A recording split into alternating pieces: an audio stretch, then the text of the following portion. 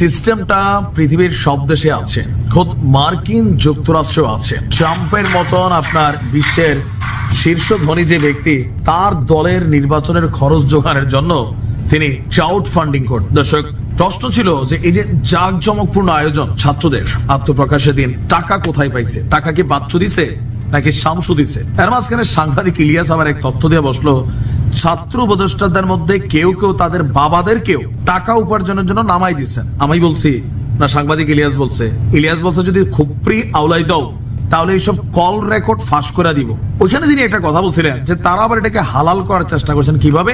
এই যে টাকা নিচ্ছে বিভিন্ন জায়গা থেকে, দলের জন্য ডোনেশন দিচ্ছে। ইলিয়াস বলছে যে ছাত্রদের উপদেষ্টাদের মধ্যে কয়েকজনের বাবা বা কারু বাবা সরাসরি তাদের এই যে জাতীয় নাগরিক পার্টি, এটার জন্য টাকা পয়সা কালেকশন করছিল। আমার কথা না, ইলিয়াস ভাইয়ের কথা। আচ্ছা, তো এরপরে তাদের যে বিলাসবহুল জাঁকজমকপূর্ণ আত্মপ্রকাশ ঘটলো, জাতির প্রশ্ন ছিল 3 দিন আগে একজন চপ্পল পরে ঘুরতো, কেউ বাবা স্কুল মাস্টার, কেউ বাবা গ্রামের কৃষক, এরা ভাই টাকা পয়সা কেমনে পাইলো?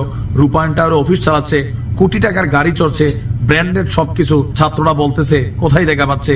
জাতির মধ্যে এই জাতীয় নাগরিক পার্টির প্রতি একটা ভালোবাসার দল তৈরি হয়েছে। আগামী দিনে লুটপাট করে খাওয়ার জন্য হোক অথবা রানিং সুবিধা নেওয়ার জন্য হোক, তারা কিন্তু তলে তলে ভালোই ফান্ড কালেকশন করছে বড় লোকদের কাছ থেকে। এনসিপি কে চাঁদা দিচ্ছেন ধনীরা, ক্রাউড ফান্ডিং করেও আগামী দিনে অর্থ সংগ্রহ করা হবে জানিয়েছে দলটির যিনি প্রধান আছেন আপনার নাহিদ। বলা হচ্ছে যে জাতীয় নাগরিক পার্টির কার্যালয় এবং নির্বাচনী তহবিলের জন্য ধনীরা অর্থ সহায়তা করছেন। এই লক্ষ্যে ক্রাউড ফান্ডিং অর্থাৎ অনলাইনেও গণচাঁদা সংগ্রহ করা হবে, যাতে খাওয়াইয়া পুষাইয়া পড়াইয়া এদেরকে মানুষ বানাবে। তারপর এরা রাজনীতিতে আসার পরে জাতির কপালে কি আনবে?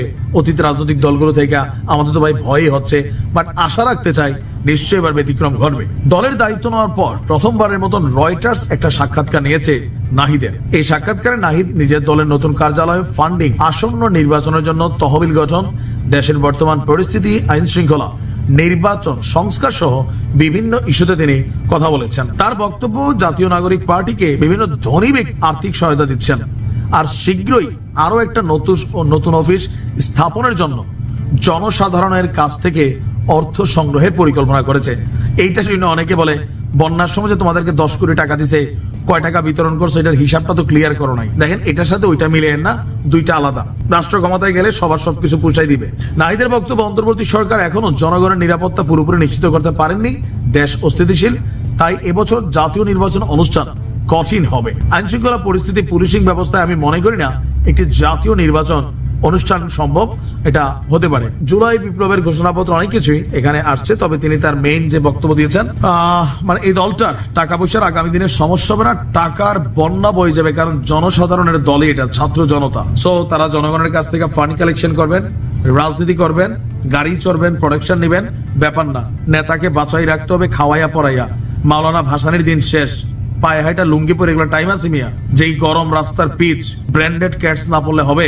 এটা সবাই নেয় তলে তলে, কেউ সান্দাবাজি করে নেয়, কেউ কৌশলে নেয়।